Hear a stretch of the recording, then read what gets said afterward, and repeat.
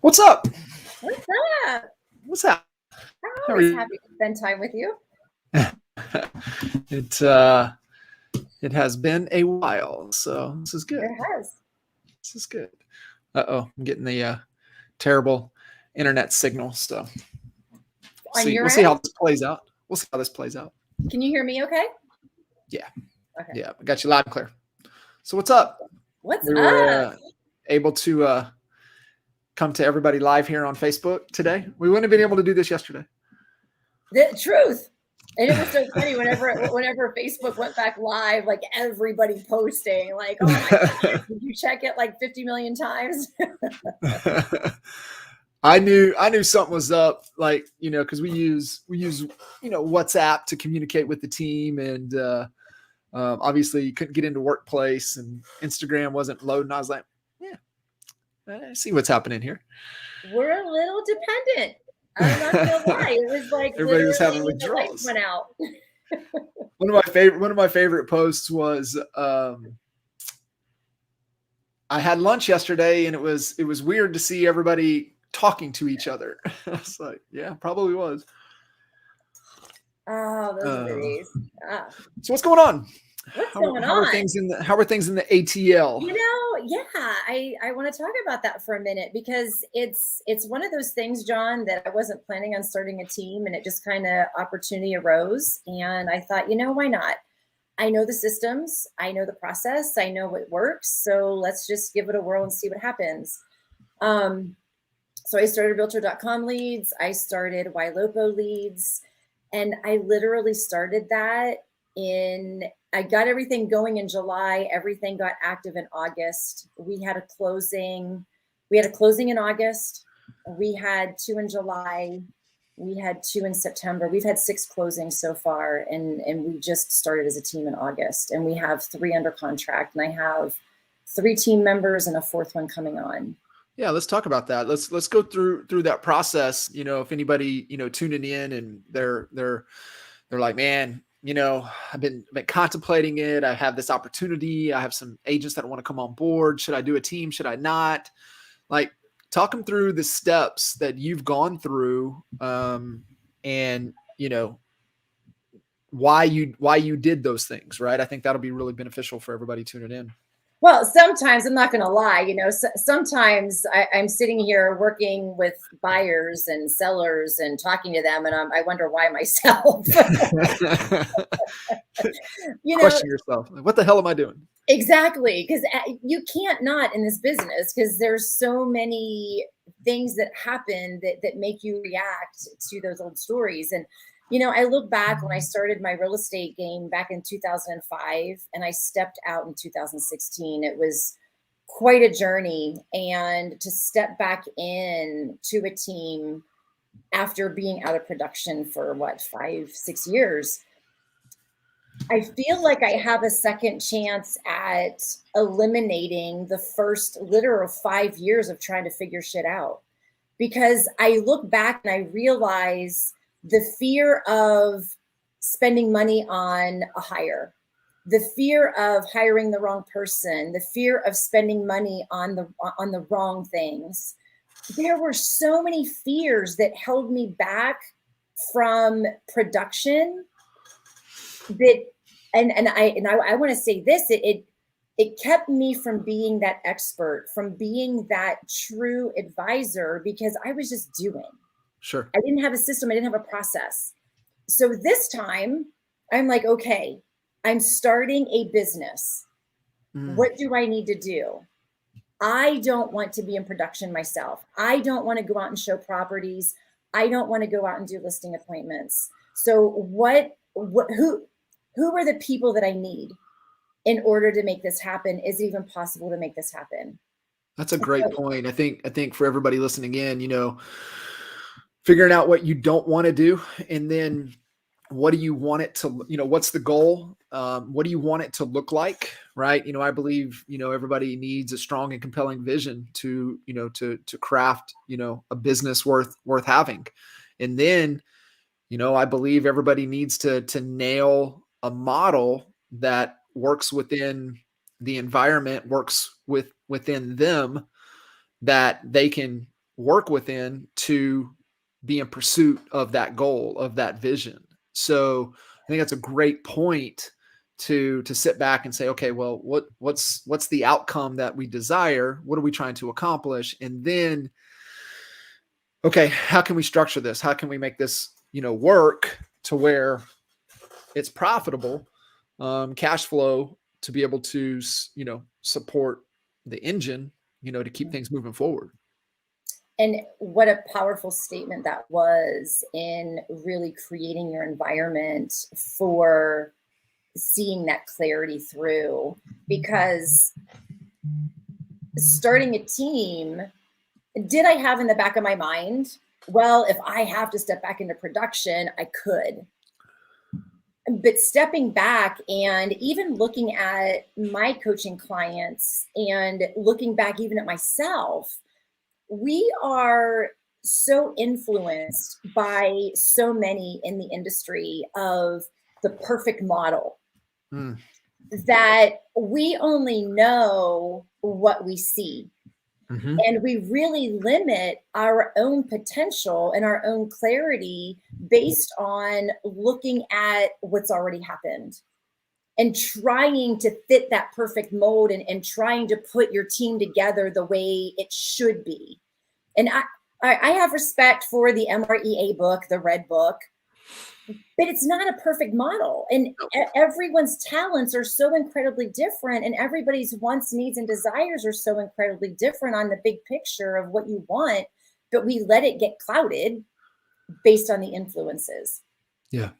And to that point, right? I'm obviously a proponent of believing that you have to try to excel in all equities, where those weaknesses lie. But I really, really believe in business, you have to leverage what you're the best in the world at, and that's where you need to spend your time. And then you need to add the pieces to where you're weak. Right? Where are those weaknesses? And to me, that's how you collapse time and grow fast, is getting clear on your strengths. What are you good at? What do you need to be doing? Getting even more clear on those weaknesses and, the things that you're not excellent at.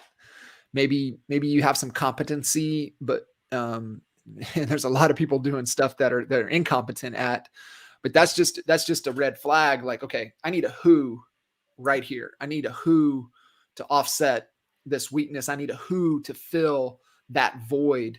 And yet, so many people starting out, they grasp on to, I got to do it all. I got to grasp onto this. And, they tell themselves, Bev, that, well, how can I teach somebody if I've never done it myself? I think that's one of the worst bullshit traps that you can get into, because you go down an incompetent path and you waste time.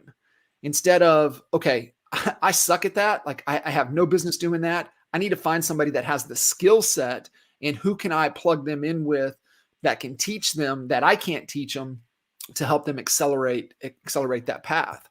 And I think when you can come to that understanding and grasping that, okay, that's okay, then I think that allows you to move a lot faster. 110%. And the biggest piece of that is when you're caught in that trap of wanting to hang on and wanting to do it yourself, you're going to be attracting not quality, because you're stuck in that scarcity mindset of that control of nobody's going to do it any better than me, and I have to figure this out. I have to do this. I did not know Georgia contract for shit. I never wrote a contract in Georgia. I know Virginia. And my poor team here, you know how you always heard from your mom, well, back when I was a kid. So all they hear now is, well, back when I was writing contracts in Virginia. I'm like, oh my God, I got to stop this. I knew nothing in Georgia, and I was okay with not knowing. Yeah. I suck. I don't know. I don't like Georgia law. It's I don't know. I don't understand it, but finding people who know it and finding people who are closers, so for me, I can convert. I have this weird sickness of I love calling leads. And I've been doing it in business for the last 6 years. I've been training teams and building best practices and calling their leads and training their agents to call their leads to increase their conversion.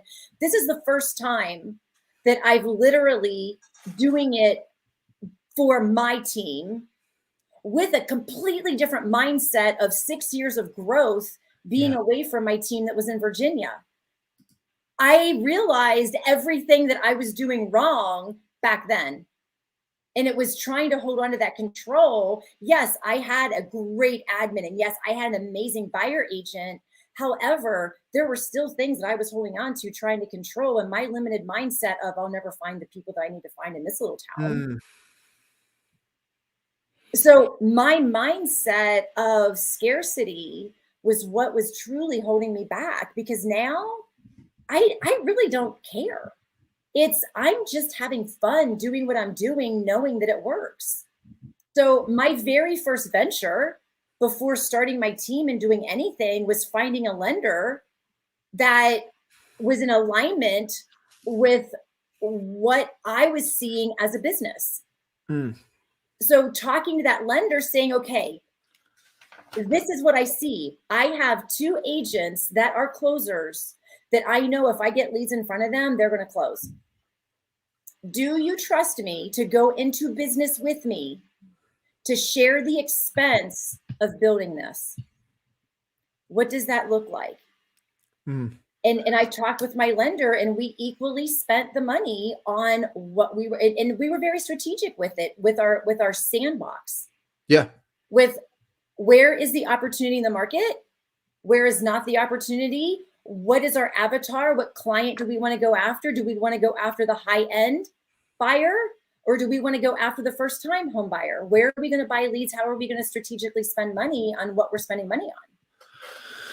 That's such a great point, right? That's where it starts, right? That's what, like I said, just a little bit ago, believing that every, business owner needs a clear and compelling, vision with a known destination, and then, needing a model to help them achieve that vision. But then that third part right there, right? What you were saying is that, putting a plan that solves the problem, that's slowing you down, right? So it's just going that route. And if you didn't have a clear plan, a clear goal, then it's going to be tough to have that conversation with the lender and getting them to, see that, hey, I believe that with your help, we can achieve this. And finding somebody that believes what you believe, that allows it to go faster. So you guys get to that point, you have that conversation, and then you're like, what are all the ways? And you mentioned YLOPO, you mentioned, realtor.com. What was the reasoning to choose and go that path first?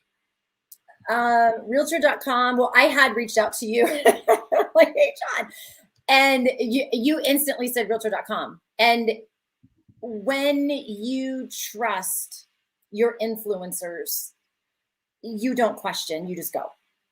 And I didn't question. The only question that I had on realtor.com was, okay, lender, what's our strategy? I called realtor.com. I found out all the zip codes that were available, looked at it on the map, pinned them, and go, okay, this is this price point. This is this price point. Mr. Lender, what do you think is our best strategy? You know this market better than I, but I know I can convert. So we decided to do a little bit of a hybrid of both the high end and the low end. So we went $500 for this market, and we went $100 a month for this market. Let's see what works. And so that's what really helped decide where we were going. But to even back that up further, John, one of the biggest mistakes and it's not even a mistake, it's a mindset. So many agents are afraid to go to affiliate partners and ask for their contribution. And the reality is, it only comes down to not believing in self. And when you don't believe in self, you can't have clarity, because I don't believe you can have one or the other. Because when you have the clarity, how can you not believe in yourself? Right. Right. So knowing the system works and not blaming the leads, knowing when a lead comes in, you call it, you follow up again, you text, you follow up again. It can't not work unless you don't work it. Yeah, absolutely. I think like you nailed it right there, right? They don't know the destination. And so they're like, why would somebody want to contribute to my business? It's like, well, what's the vision, right? What's the goal? Where are you going? What are you trying to accomplish? And so, it really is. And I think it's understanding that value. And what we have to also understand with these vendors, these affiliates, is that your agents acquire those opportunities. And then from that point, you're just giving them the business without them contributing or a cost to acquire. So you invest in acquiring a client, but yet you're going to give it to a lender that's going to make 2.25% off of the loan amount. Mm-hmm. And even if they're tied to a broker, maybe they're on a 40-50%. So do the math on how much money they're making off of you. You look at title, right? How much money are they making off of you? But they didn't pay a damn penny to acquire that opportunity. And so I think when you step back and you look at it from a business perspective, it's just math. And it's just like, okay, well, this doesn't make sense, right? And so being able to, understand that there is a cost to acquire a business in the sales process. And so, do you value that, or do you just want to keep giving money away?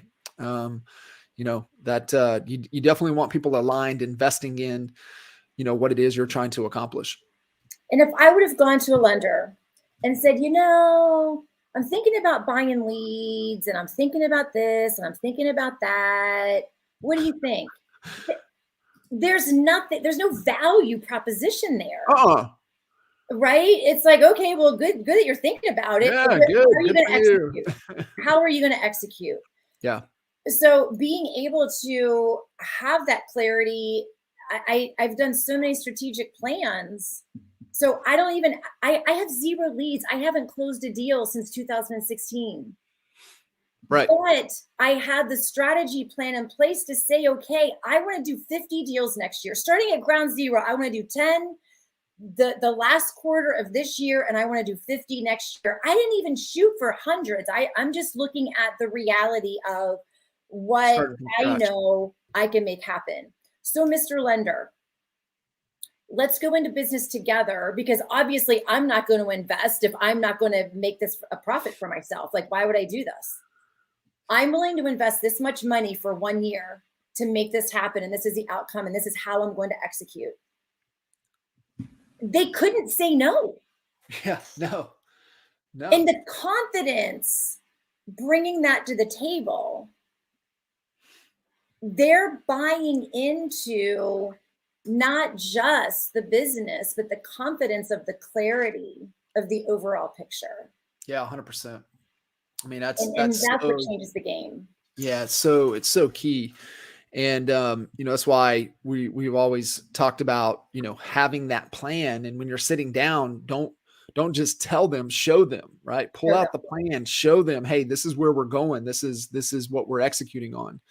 And so that's so dang important to be able to go through, have that plan, because the last part of that is that you need the best team to help you execute in order to accomplish the plan within the model in pursuit of the vision, right? It's right things, right order. They work together, but you've got to be clear on where you're going. Then, what's the best model structure that I can, in order to support, us moving towards that known direction with the best plan. And then it's all about the people, right? It's all about getting the best team of who's around you to help you execute on the plan within the model in pursuit of the vision. So it's being so careful on what you're willing to accept as your team. 100%.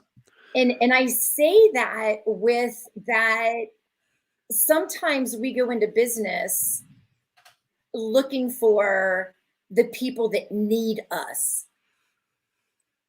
I went into business this time with people I needed. That's a great point. That's a great point. You know, thinking about that being really well, it allows you to be more intentional. Yes, because I need you to teach me contract.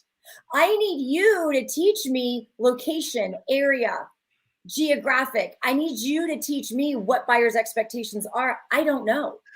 You know, Bev, that's such a great point, right? So we talk about agreements versus expectations all the time, right? And so when you're crystal clear on what you need, then it's easy to form that agreement. Say, hey, here's the success of this relationship. This is how we're going to measure it. This is what I need from you. Or can you do that? Are you willing to do that? Are you willing to commit to that? And here's how we're going to measure that success. Man, that's such a great frame of mind. And most people just bring people in and they're like, I don't know. I just expect them to do that. Well, they're going to let you down every time because you don't have a clear agreement of what you need them to do and how you're going to measure success. It's the worst thing, right? Is not having that, because at the end of the day, you go home frustrated. They may go home thinking, man, I'm crushing it. I'm doing a good job. And you're going like, I got to let this person go.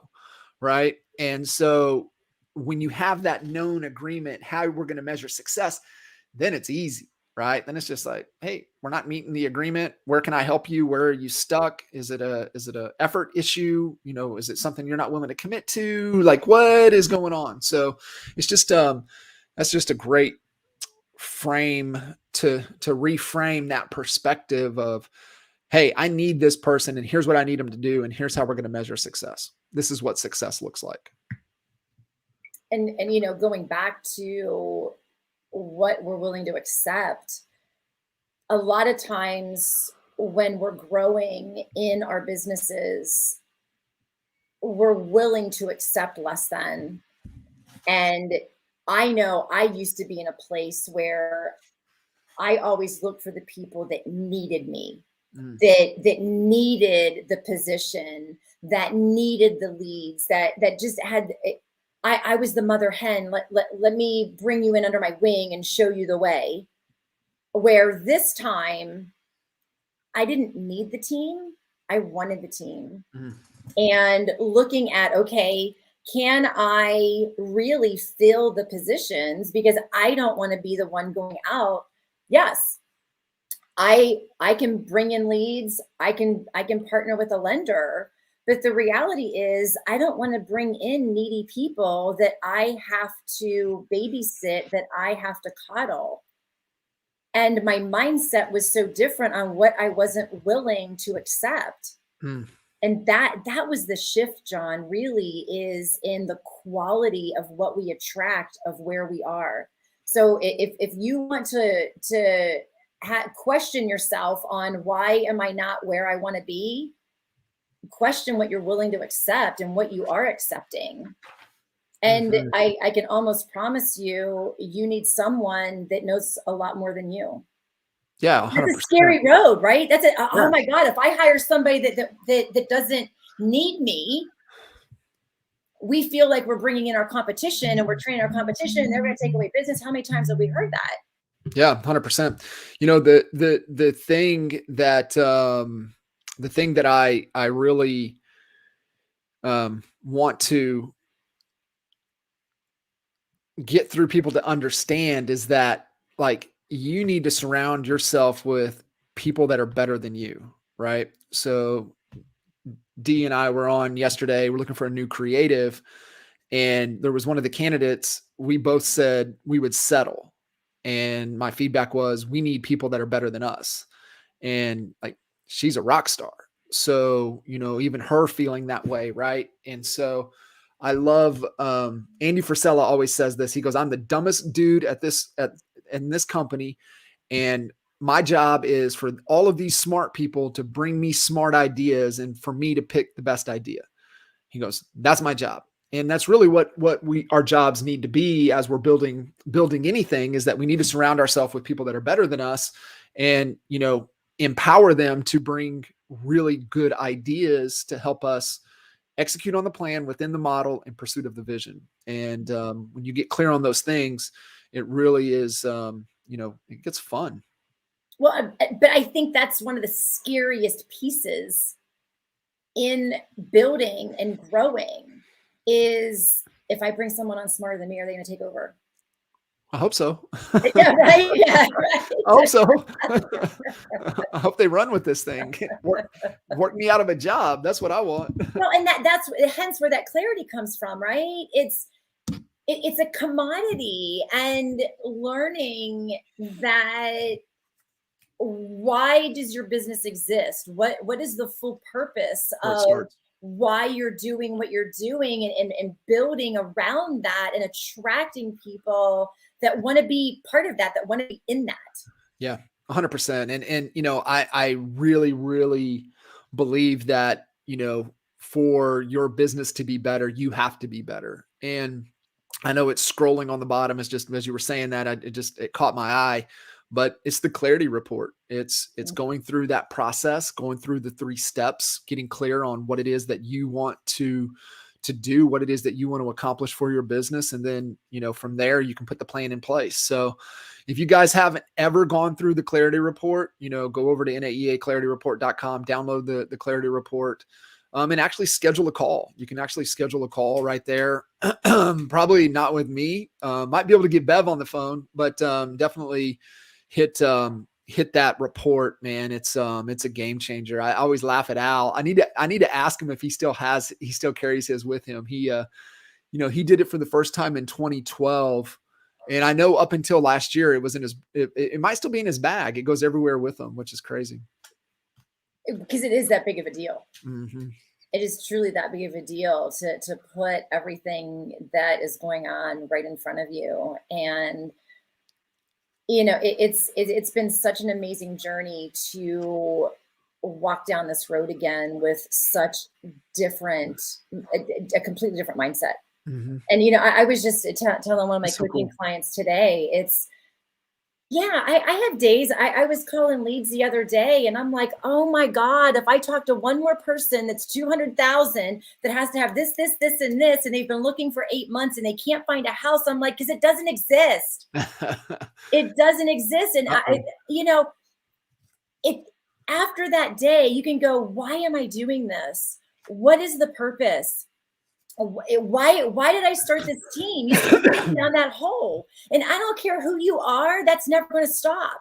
That's right. Because we can't control the thoughts that come into our mind, but what we can control is the reaction that we have to the thoughts. And we can just sit there and say, you know what, that's an old story. I could choose to have this shit bother me. Yep. Or I can just be bigger than it and go, this is my purpose. This is my purpose. And the solution that I sought out for this metro area is all these agents are in this ginormous Atlanta area. I'm from the East Coast. We only had half a moon. We only had, we didn't have the whole circumference of a city to work around. Where in Atlanta, there ain't no water. Like there's no dead end of that circumference. It's like the whole, like where you want to live. Oh, you got the whole circle. Where up at home, you had like 3 o'clock and 6 o'clock. Like you only had 2 options of market. But all the agents here are driving hours to show a property on this end of Atlanta to this end of Atlanta. Nobody's taking charge or control, A, of their client, or B, of their sandbox. Nobody has a sandbox in Atlanta. And I literally had 3 agents running all over the place. And I said, stop. Destiny, you're going to be in Woodstock. Kimberly, you're going to be in Roswell. David, yes, so important. Stop the insanity. Focus. It really is. It's so key. You know, we want to say that, you know, it's like, oh, I just got to get wherever I can get the business. Well, you can't really, it's hard to get to know the area. The buyers know the market better than you. Yeah. Yeah. I mean, when we had the brokerage in Dallas, we had one of the agents that came on board and he's like, yeah, I sold, 32 homes in 31 different cities last year. And I'm like, shit, I can't even tell you 31 cities in the DFW area. So it really was that, how can you become a true expert, of the market and of the area if you're not concentrated and focused on it? I mean, I think it's a huge piece and pillar of the business. And, for you guys listening in, yeah, I mean, I definitely one thing that I would say in Bev, what are you guys seeing? I've had a lot of conversations this week, agents getting excited that they're able to get back and do open houses again and really take full advantage of properties and listing them the right way instead of, so like when we sold our house, we followed the process and we set the mark in the neighborhood, not because of the market, because there were homes that were priced more than ours that should have sold more than ours, but they didn't follow the process.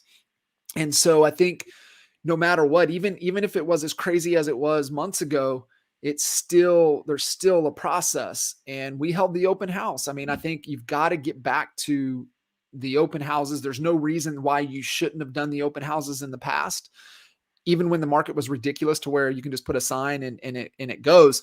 But I was talking to Michael Foster this morning, and it was just a testimonial for what Karen did with the for sale by owner. And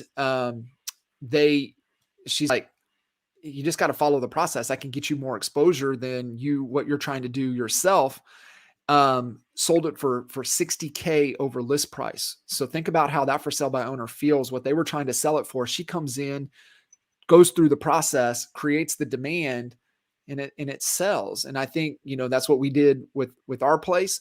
Yeah, we got fewer offers, but we got fewer great offers, right? That drove that price to a place that it should have never sold for, but it did. And, just because we did what we were supposed to. So are you guys focused on, I know you said started out with realtor.com, YLOPO. I mean, are you having them dive in, expireds for sell by owners, cancels, withdrawals, old expireds, kind of, are you niching down a little bit as well in those areas? That's the new quarter plan, because cool. we did, I mean, there weren't expireds here. What we're seeing now is we just pulled, because what we did when we were diving into these markets is we pulled market reports for each area to really identify what was happening. And following the market reports up to date, right now, we're seeing such an influx of price reductions. It was over 50% of the homes that we pulled in one market have had price reductions over this last month. And they've been on the market for 2-3 weeks. So the sellers' expectations right now are not being met, because I can only assume that the agents are coming in setting the false expectations based on where the market was, and they haven't realized the shift yet. So sellers' mindsets are right now, right? Because you see expecting multiple offers, open house on Saturday, all offers due by Monday at noon. And then Monday at noon comes and goes. You're like, hey, is the property fully available? Yeah, go show. And then everything's wiped out of the listing, and now the listing goes another week. So it's going to be really interesting moving forward and being able to have that ability to move in on the future expireds, because there's going to be a lot of them, and there's going to be a lot of pissed off sellers because we're caught in a market shift, and there's a lot of agents that aren't aware of what's going on. Yeah, I mean, there's a bunch of AFAs that we like to say out in the marketplace, and they're not students of the market, and so they haven't spent that time to really know what's going on, and they just been order takers instead of being real expert advisors. And going after the buyers out of the gate has taught us. It's taught me where the markets are hot, where the prices are hot, and really what to hone in and focus on. And there's certain pockets in neighborhoods. And I think the most important thing, we're getting ready to go door knock in a neighborhood that we just sold. There were 15 offers on the property. We got our buyer in. but it was the first home in that neighborhood that has gone on the market in the last couple of years. And the subdivision was built in 2014, and there's hardly been any transfers. So that neighborhood's getting ready to pop. And when you can hone in and really focus on neighborhoods, and I think agents of, I don't know how much door knocking is actually happening. We went and door knocked a neighborhood, John. I will tell you, I'm going to be very vulnerable right now. I've never door knocked because my mindset, when my babies were babies and didn't sleep, the only sanity I got was when they were napping. And that's when people would knock on my door and ring my doorbell. The dogs go ape shit. I'm like, I can't do that to people. I'm not door knocking. I'm not doing that to people, because that's how I felt. Yeah. So here we are. We have a buyer that's coming from Texas that wants a particular subdivision. And I said to my buyer agent, I'm like, let's go door knock. I'm like, I can't believe that came out of my mouth, but let's go do it. She's like, okay. We get there. It's a freaking gated community. And I pull up and Kimberly's like, I just followed a car in. I'm like, oh my God. I said, you're followed a car. I said, she goes, just wait, there's been cars come in, just follow a car in. So a car comes up, I get behind the car, 2 cars come behind me. I'm like, Kimberly, should we be door knocking in a gated community? I've already talked myself out of doing it because I didn't want to do it. Yeah. Right. But the need to find our client a property was so much greater. And I'll tell you what, John, I knocked on that first door, sweat and putty balls, right? Because it was so out of my comfort zone. And he's like, nope, we're not selling. We love our home. I'm like, wow, that wasn't so bad. The second home, he was nice as pie. The second home, he's like, he goes, the builder that built the subdivision built another subdivision in another area of Atlanta. You might want to look up that area. He goes, I don't know it, but when my wife gets home, we'll text you the subdivision and the builder's name. That's awesome. We got the builder's name. She had 2 text messages come in that day of, hey, my husband got home and want to know how much your buyer would offer. And then she sent out a mailer and got 2 phone calls. Yep. People are still thinking about it. You know, they're like, hey, we're just going to ride through the holidays at this point, but you can still having those conversations. And that's, you know, I really think where you can have that differentiation is being able to find properties that other agents can't, because you're willing to take those additional steps to get to that point. Right. Absolutely. What are all the ways, and find out what the buyers want, right? What is it what is the needs and wants analysis? If you go through the process, then you can identify, okay, we're not going to find that on the market, but let me go find it. Right. Let me go find that property. And these buyers, we did a Zoom call with them, and they were literally, they lost their daughter, their only child. She died of cancer. And this area is just not where they were there just because of her, and they just want to get out. And they were literally crying on the Zoom call because they could not believe the ends that we went to. And here's the reality. Are we being a little bit selfish because we may get a listing appointment out of it? So there's one home right now where the wife said that they're thinking about moving, but she hasn't talked to her husband yet. But when we pulled, they told us the area that they wanted to move to. That's the area, John, that we realized 50% of the homes are price reduced. So we're building our case to be able to say we have a client that's willing to pay over market value for your home in a market that is decreasing, and you want to buy in a market that is decreasing. Yeah. So the value add, right? And we had to get in and know the market. And the best way to know it is to have clients and be out there in it. So now I've really learned where the need is for those listings and what's going on. And like Decatur's a whole different game. That's like the up and coming area. Decatur has a lot of these homes that are investor homes that I've talked to 2 people where the investors are coming in and buying them out, and they're okay with it. So there's such a gold mine over there. So then when you see what's going on, you can be the solution. Yeah, it is. It's so cool. It can't not work. Yeah, no. You just got to do it. It's effort, right? It's the effort piece that gets put in there. Effort and people. Yeah, for sure. But we're in August, September. We're in October. We just had our 6th closing, and we have 3 under contract, and we have about 30 in the pipeline. That's awesome. That are going to be within the next year for sure. It's insane. Yeah, it's so cool. Staying consistent with it, with those activities that drive the results, right? Good plan, and then it's all about execution of the plan. And not being afraid of taking the risk, because it's, it's scary, but what I know, Yeah. I know. Yeah. Yeah. It's Yeah. exciting. What's the alternative, right? Of not taking it. And what's the alternative if it doesn't work? You know what I mean? You always have a move. That's what most people don't realize, is that no matter if you're the only way that lights out is if you stop, right? But if you're making intentional progress every day, there's always a move. Always a move. And be willing to pivot if it doesn't work. Mm-hmm.